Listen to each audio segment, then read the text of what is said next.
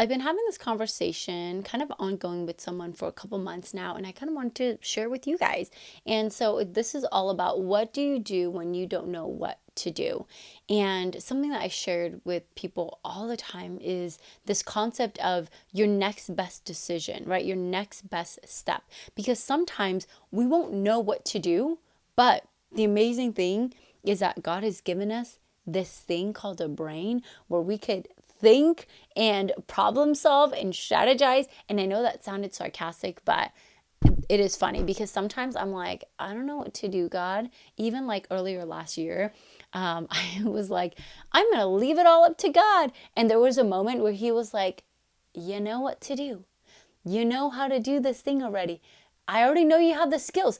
He literally, I just felt like he literally was like, I didn't tell you how to do it because you already know how to do it. You don't have to wait for me to swoop in, right? And so, anyway, all this to say that sometimes you just have to, like, sometimes God will tell us the big vision. So he'll tell us, like, hey, we're going to go to New York. But then he doesn't tell us, are we taking a road trip? Are we taking the train? Are we taking the airplane? Like, no, he's just like, we're going there. And sometimes we have to wait. Sometimes we have to ask God more questions. Sometimes we have to get more information from God. But also sometimes he's like, we're going to New York. Just like book a flight and get on the plane and get to New York so we can start doing the things, right? So sometimes he's like, make the next best decision, right? And so anyway, all that to say, I wanted to share like a real life story. We have been living where we live for a little bit over 8 years now. We originally moved here, and I don't think we had any plans to stay longer than a year or 2 years. We had moved here for my husband's job. And so again, he gets to move around a lot in, the general area where we live. So I didn't think we were going to be here for that long anyway. But now at the beginning of this year, it would have been 7 years, almost 8 years, and I had never felt the nudge or the urge to move or the desire to move. When we moved here, we had 2 little kids. This was actually a 2-bedroom place. We had 2 little kids, so I was like, this is perfect for us. But now, 7 years later, we have 4 kids and a dog. And again, I didn't really have a desire to move. I didn't really feel like I have to move. But at the beginning of this year, I felt like God was saying, like, hey, you guys are going to move. And at the time, I had the sense of like, I feel like it's going to be by the end of the year or early next year, as in like January, February, March. So that was the sense. I kind of just let God handle it. I was like, all right, like, let me give God some time. I'm going to wait a little bit and see what happens. During the summer, I felt like it was confirmed where he was like, yes, this is happening. You guys are going to be moving. And so here's what I did. I don't know how that's going to work. I don't know where we're going to move. Are we going to buy? Are we going to rent? Are we doing an apartment? Are we doing a house? Are we doing, I don't know. Even where, all that stuff. I was like, I don't know what's going to happen with that. I don't know how it's going to happen, all this stuff. And so all I did was the next best thing I knew to do, which was go onto websites and start looking for places to buy or rent. I was like, that's all I'm going to do. I'm just going to look. I'm just going to research. I just know God will highlight to me and tell me where we're going when the time comes. And so crazy enough, literally all year, it wasn't until November. Every time I looked, there was nothing in our price range. And I feel like we're not super picky, but we do need a couple preferences for our 4 kids and our dog, right? So we had to find a place that takes dogs, etc. And so I wasn't being super picky, but I just felt like literally none of the places were in the budget that we wanted, but then also the things that we kind of needed for our family to just function. And so it wasn't until November to where I finally found one place. It randomly just popped up. And I'm like, I feel like I've been looking for 11 months and nothing has popped up. And so I felt like, oh, this might be it, right? Either this is the time where God is like, okay, we're doing it now. Like, it's time to go now, or this is the place. And so that was right before Thanksgiving. So I was like, all right, this is happening by the end of the year or the beginning of the year. And so Christmas Day, I ended up having this conversation with my husband because up until that point, I had not shared with him because I was like, I didn't feel like this was a rush, I was even talking to my friends right before the summer. I did not feel like it was a rush. I felt very at peace about this. I felt like it was going to be kind of like a long time of waiting. And so anyway, December 25th comes and I bring up this conversation with my husband of like, I feel like we need to move. I run a community called the Overflow Collective. This is a space for women in business, ministry, or influence who have a deep desire to stop the striving, stop the hustle, stop the burnout, and step into surrender and experiencing just more alignment, consistent alignment with God, so they can pour from that overflow of peace and joy and truth and freedom that they find in Christ to make an impact on the very people that God has called them to. If that is you, you can learn more about the Overflow Collective with any of the links in the podcast show notes or underneath this YouTube video description. Just to see what he says. And I felt like there was a little bit disconnect at the beginning, but then ultimately, I felt like we came into unity with it. And then on that same day, we even find a better place. And it had only been on this website for 7 days, which for me, 7 means like completion. In the Bible, it's completion. And a lot of it was just like I felt like a reminder to me of like, okay, God is on the move. Okay. I'll share that another time, but that was like the two things was like, oh my gosh, this is it. God is on the move. And so now we had 2 places that are possible places for us to move. Ideally, we have a number 1 choice, but all that to say, okay, I'm sharing this story. And so anyway, let me finish that actually. I feel like we're going to end up moving within the next 45 days is what I would say. But all that to say is that God might tell us we're going to New York. He might not tell us if we're taking a train or a car or an airplane. We just take the next best step that we think that we should take. So for me, right, I was like, I'm just going to look. I'm just going to wait on God and I'm going to look. And so this could be like, all right, let me see flight, train ticket prices. Let me look at flight prices. Let me see if my car can make it cross country. Like we're just kind of taking the next best course of action.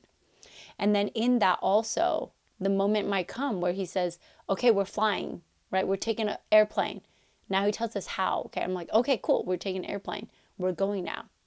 When we do that, I feel like I'm at this moment right now where God is like, we're taking the airplane, right? And he's like, we're going to make it happen. And I feel like with the moving, now all I know is like, okay, I feel like it's already confirmed. We're moving. Like now it is solidified, right, that we're moving. And also when, which is again, I feel like it's in the next 45 days. I feel like it's going to happen very quickly. And then 2, I feel like now we have the place, right? This one place. And so here's what I'm doing now. And here's what I invite you guys into is going to God with expectant hearts. Not with expectations, right? Because I'm not going to be here and be like, all right, God, I want this, like a Christmas list to Santa. No, but I come to a big God, a good Father who is faithful, who gives good gifts. And I come with expectant hearts and I say, you're telling me we're going to this place. So I'm asking for this or better. Like that's literally what I'm saying to God is, God, I'm praying for this place or better. If this is not the place that you have for us, which we're probably going to look at this week, I'm like, if this is not the place you have for us, then give us better. Because what I have come to realize in my own personal experience is that God will always give us better than we expected, better than we imagined, better than we thought. Because again, this first place that I found in November, I thought that was amazing. I was like, yes, this is a steal. This is amazing. I love it. And when I presented it to my husband on December 25th, he found a place that was even better. I was like, oh my God, literally, I'm telling you guys, all year we could not find a place. Well, I could not find a place because I was looking, right? All year I could not find a place. And now there's 2 places. The first one I found and the second one that we found is better than the first one. So I feel like this place is not even the place. I feel like there's going to be a 3rd place because God, anytime there's a number 3, it is God telling me that he's on the move. And so I feel like there's going to be a 3rd place that we're going to see, that we're going to find. And that's going to be the place. And it's going to be even better than anything we could have imagined.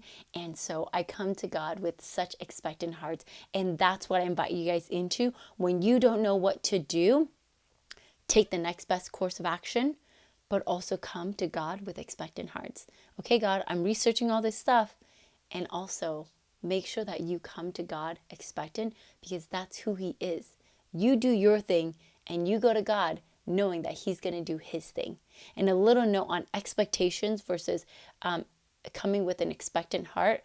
I always talk about, I feel like I use my kids as an analogy for this relationship of like, it was just my daughter's birthday. She doesn't come with expectations. She does not say, I want this for my birthday, and I want these kinds of balloons, and I want this kind of cake, and I want this and this and this. She doesn't come with all these expectations. She comes with the desires of her hearts of like, oh my gosh, mom, like I'm really into Dubai chocolate right now. And so I take note of that because I want to fulfill the desires of her heart, right?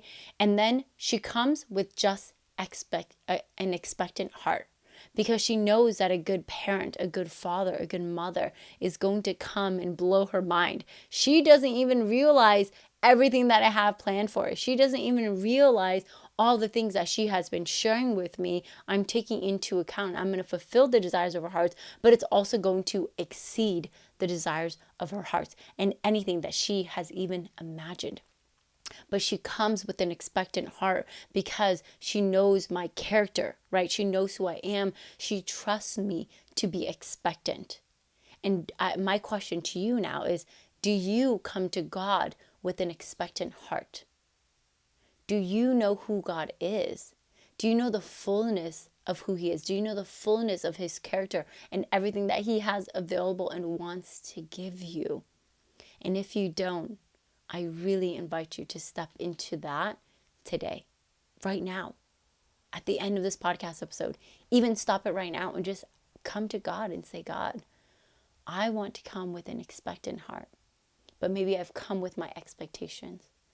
And I pray that you would release all of your expectations to God and shift your heart and come into alignment with an expectant heart, knowing that God is a big God. He is a good God, and He wants to give you, His child, good gifts. Are you a woman in ministry, business, or influence who has a deep desire to be in alignment with God so that you can pour from that overflow of peace and joy and true freedom to your community, to your audience, and to the people that God has called you to impact? If yes, I invite you to join us inside of the Overflow Collective.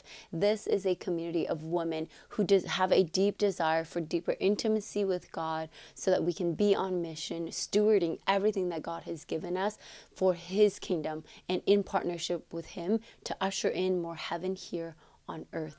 We are women who want to stop striving so that we can start surrendering and truly experiencing everything that God has for us.